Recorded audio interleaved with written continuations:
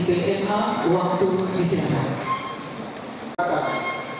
Para pimpinan perguruan tinggi, pimpinan organisasi kemasyarakatan, hadirin yang berbahagia, di siang yang penuh hikmat ini patut kita untuk kita hadir di tempat ini. Karena atas berkat dan kasihnya kami ucapkan selamat datang delegasi Majelis Permusyawaratan Rakyat di Provinsi yang paling timur Nusantara, Provinsi Papua. Hari ini adalah hari ke-8 di bawah kepemimpinan saya dan Pak Clementina. Ini bapak-bapak bawa berkah dan luar biasa. Untuk kami berdua, saya tahu bapak-bapak biasa datang, tapi kebetulan kami dua baru dipercayakan oleh pemerintah Republik Indonesia untuk bapak-bapak punya hati untuk melihat Papua. Kita juga punya komitmen Indonesia untuk Papua.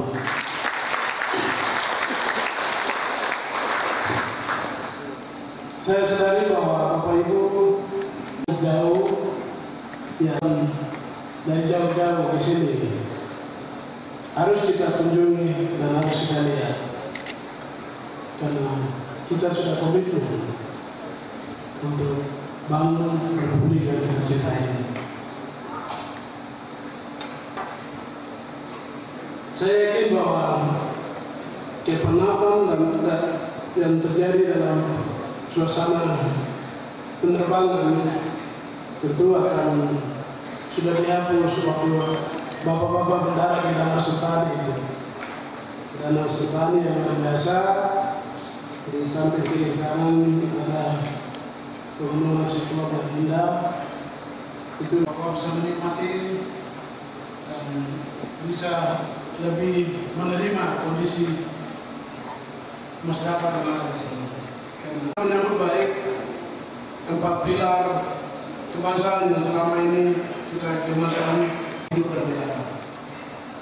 Papua adalah anak bangsa yang kembali ke Papua 1993. Di tahun ini juga memasuki Papua merayakan tahun emas, yaitu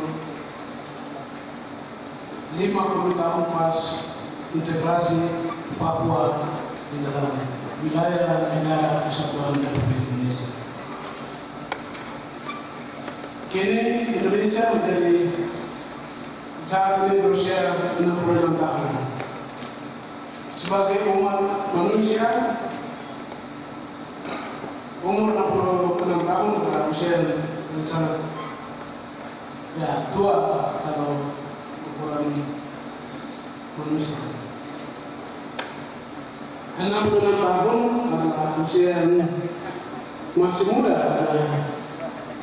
karena kita Indonesia baru 66 tahun.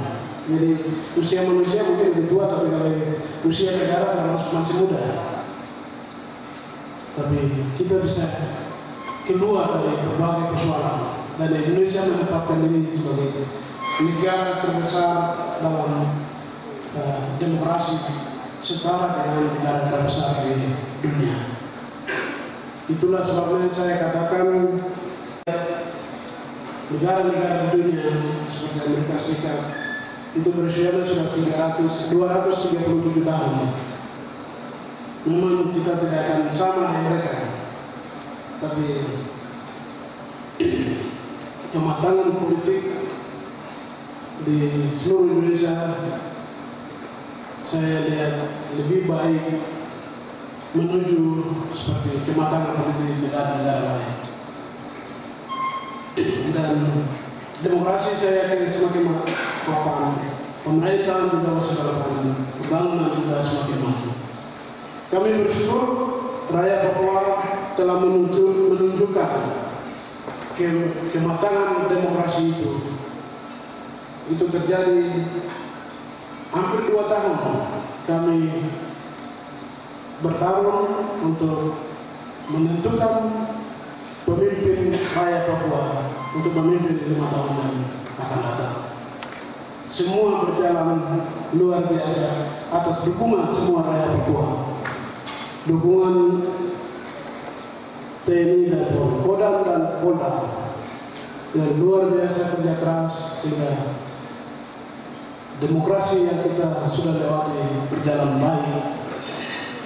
Tidak ada gangguan atau tidak ada masalah pada saat pelaksanaan pemilu kada 2 tahun terakhir ini. Kami masyarakat yang buat kita berlangsung dengan aman, jujur dan damai dalam kompetisi demokrasi. Menang atau kalah adalah sesuatu yang wajar. Ini kemenangan untuk seluruh rakyat Papua. Kami yakin bahwa Papua harus memasuki babak baru untuk membangun suatu peradaban baru. 50 tahun tentu terlalu lama untuk kita lewati berbagai persoalan. Memasuki 50 tahun ke depan dengan suatu peradaban baru. Peradaban baru Papua yang kita cita-citakan ini dilandasi oleh 4 pilar kebangsaan. Pertama, peradaban baru Papua berbasis pilar ketuhanan yang Maha Esa, kemanusiaan, persatuan, kerakyatan, dan keadilan sosial. Dengan nilai itu, orang Papua adalah sama dengan warga negara lainnya. Kita orang Papua juga pemilik sah dari Republik ini, Republik Indonesia. Mungkin ya kita punya tanah lebih luas dari Pulau Jawa. Oleh karena itu ya kita juga pemilik saham terbesar dalam Republik ini.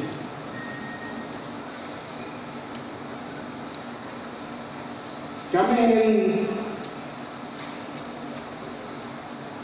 pembangunan di 28 kabupaten dan 1 kota dapat berlandaskan nilai kemanusiaan dan keadilan guna mewujudkan pembangunan wilayah di tanah Papua. Kami berupaya untuk ikut serta dalam proses renegosiasi kontrak karya yang tidak adil bagi Papua. Kita harus memperoleh win-win solution bagi semua pihak. Tolong Pak Ketua dan anggota Republik Indonesia, sejak dilantik kita sudah katakan renegosiasi dengan pemerintah Provinsi Papua, khusus untuk pengembangan wilayah Freeport. Tolong Pak sampaikan kepada Pak Hatta dan Pak Jero, orang Papua dilibatkan. Masih dalam semangat persatuan dan kerakyatan, saya menilai langkah baiknya kita memikir ulang pola pemilihan kepala daerah dalam beberapa hal. Pilkada secara langsung merusak sendi-sendi sosial di dalam kehidupan masyarakat di Papua. Integrasi sosial yang kita ikat dengan nilai-nilai adat dan mulia bisa luntur oleh karena perbedaan-perbedaan politik yang tajam. Mungkin MPR perlu mengkaji agar pilkada langsung khusus untuk daerah otonomi khusus seperti Papua, Aceh sebaiknya dilaksanakan oleh DPRD dan DPRD. Tolong sampaikan kepada pemerintah dan DPR Indonesia yang sedang membahas Undang-Undang 32 tahun 2004 tentang pemerintah daerah. Kami Undang-Undang Istimewa Sultan otomatis jadi gubernur, maka ada 3 daerah yang memang harus kita cari jalan keluar. Papua Barat, Aceh, karena mereka laksanakan khusus karena pengalaman terakhir di pemilihan umum langsung dilaksanakan di dua wilayah yang jadi korban rakyat Papua. Banyak orang mati karena langsung. Saya dan Gubernur Kalimantan memegang prinsip kasih menembus perbedaan. Kasih itu murah hati, cinta antar sesama, toleransi dan santun. Di Papua ada banyak suku, agama, adat istiadat, dan golongan ekonomi. Kasih harus menembus ke batas-batas sosial. Untuk itu, kami tegaskan bahwa pembangunan Papua untuk semua untuk Papua.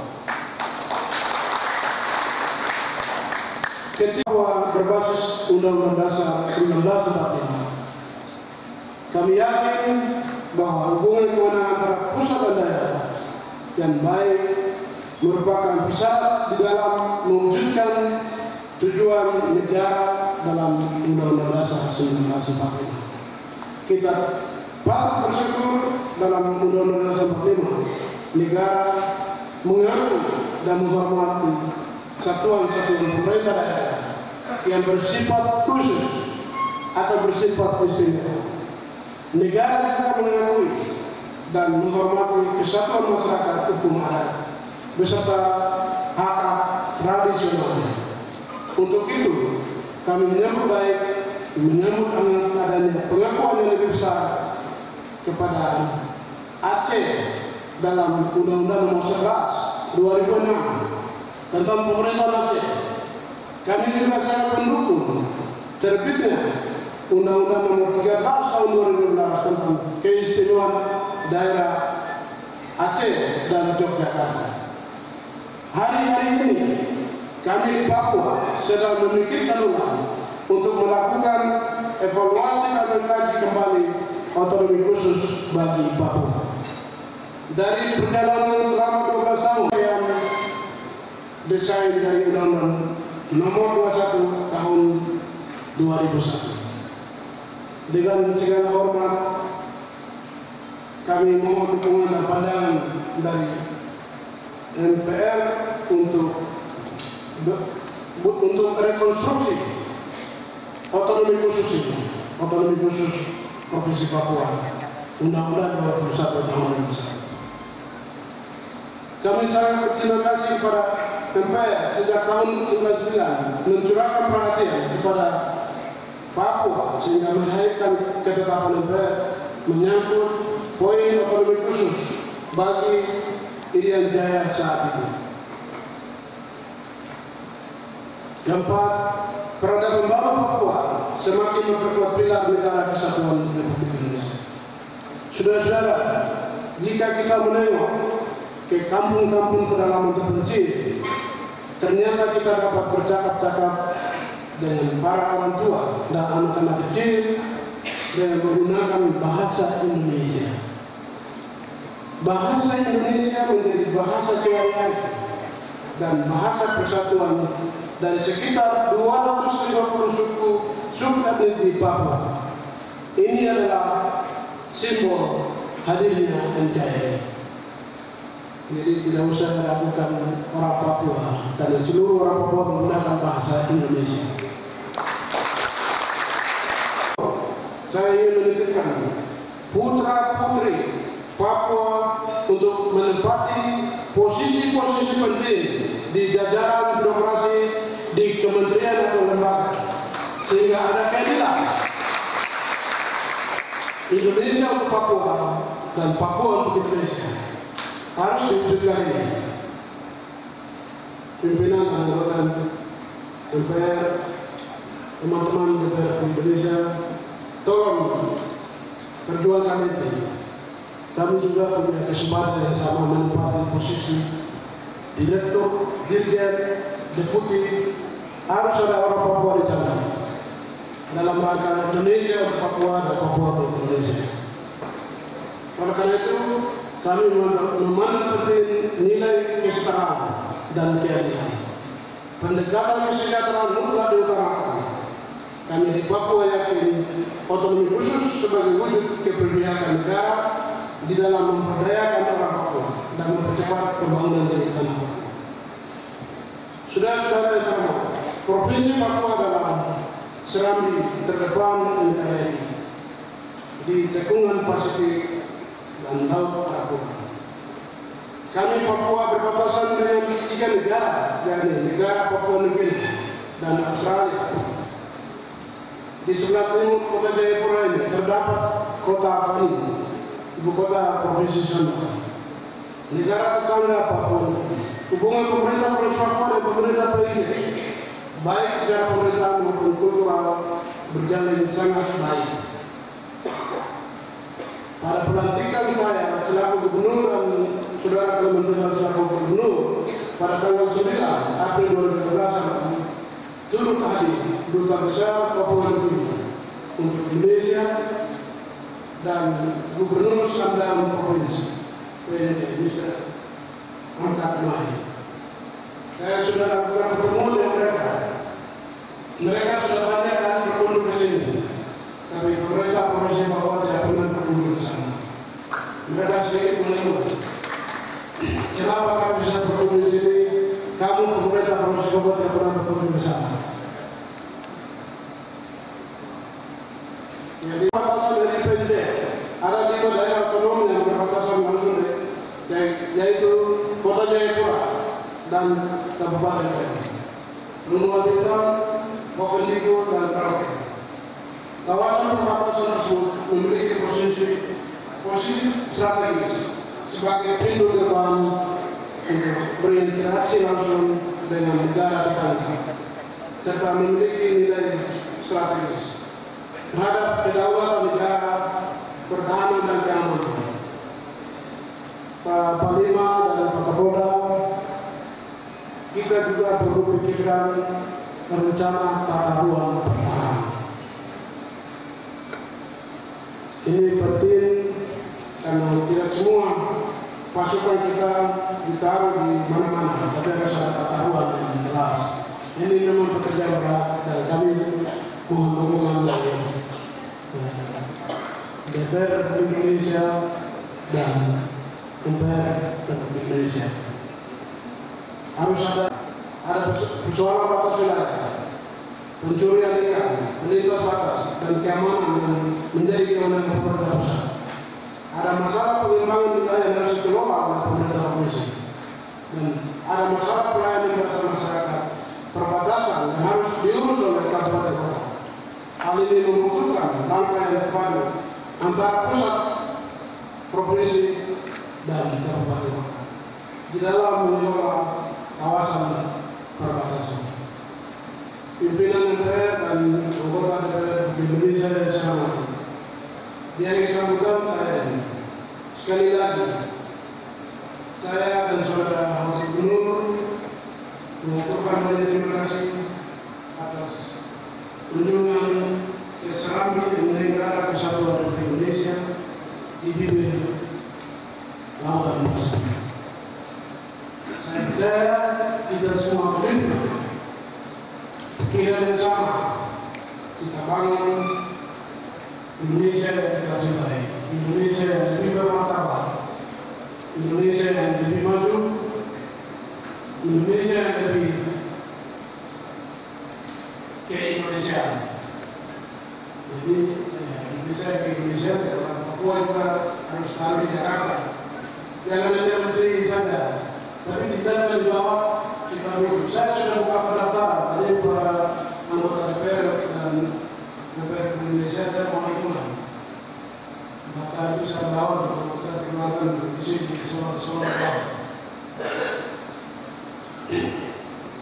Salam hormat dari kami, rakyat Papua, untuk Ketua Majelis Rakyat, Majelis Permusyawaratan Rakyat, Bapak Taufik Kemas, para pimpinan DPR, Bapak Ibu yang tidak kami sebutkan satu persatu di hari ini. Sampaikan salam hormat kami. Salam hormat dari rakyat Indonesia dan Papua. Kami di Serambi Timur Indonesia sedang berupaya mewujudkan peradaban dalam Papua yang berpijak pada Pancasila, Bhinneka Tunggal Ika, Undang-Undang Dasar 1945 dan NKRI. Kasih, menembus surga. Ada pendekatan yang kami gunakan di dalam skenario pembangunan Papua yang lebih komprehensif. Dengan segala hormat, kami mohon dukungan dan nasihat dari MPR guna agenda perbaikan pembangunan Papua ke depan. Sekian dan terima kasih.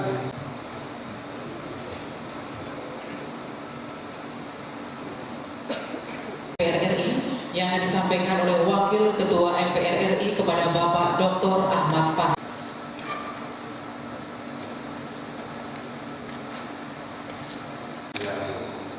Bagi kamu sebelah kanan, kalau yang di sebelah kiri, Bapak Martin Tawar dari fraksi Martri Agung dari PKS, sebelah beliau Bapak dari P3, Bapak Jamal Tawar SH Partai Amanat Nasional. Ibu atau mama ibu penerangannya Bapak Pendeta Elia Lumberi penerangan mati. Beberapa teman menyampaikan salam hormat mungkin karena terlalu lelah rapat sampai dengan tadi malam dalam keberangkatan, yaitu mungkin inilah sambutan beliau bukan kepada MPRI, bukan kepada forum ini, tetapi pidato beliau kepada seluruh bangsa Indonesia. Pesannya sangat jelas. Di sini Bapak saya sedang sebut satu persatu. Ini yang hadir bukan hanya pimpinan MPR, bukan hanya ketua-ketua fraksi, tetapi seluruhnya adalah para pengambil keputusan untuk kepentingan bangsa. Saya datang atas nama rombongan MPR. Jadi tepat sekali Pak Lukas NMB menyampaikan pesan yang amat jelas ya, kepada seluruh bangsa Indonesia melalui teman-teman yang berhadir di sini. Dan untuk itu, dengan tidak mendahului apapun, saya sampaikan salam Ketua MPR RI. Pesan Bapak akan kita sampaikan kepada Ketua MPR RI Bapak Taufik Kemas untuk diteruskan kepada seluruh elemen bangsa kita. Kita sadar orang Papua tidaklah cukup hanya mendapat tempat seorang menteri di dalam sistem pemerintahan, tetapi juga harus berkesempatan menjenjang karir di birokrasi pada jenjang nasional sebagai dirjen, sebagai direktur, dan lain sebagainya. Di tengah kita hadir nanti akan memberi paparan yang mewakili Menteri Luar Negeri, sahabat saya Pak Made dari Bali yang sangat memahami aspek pluralitas di Jakarta. Paulus Waterpau beserta jajaran yang kami hormati juga isi Papua. Kemudian di tengah-tengah kita juga hadir dari Kementerian Perdagangan Dr. Andes Sulistiono MM, dan di tengah kita juga Hanimo Saudara Jahar Bruto. Terima kasih Pak Jahar. Dan secara khusus pimpinan MPR RI meminta datang kemari teman-teman yang Pak Lukas.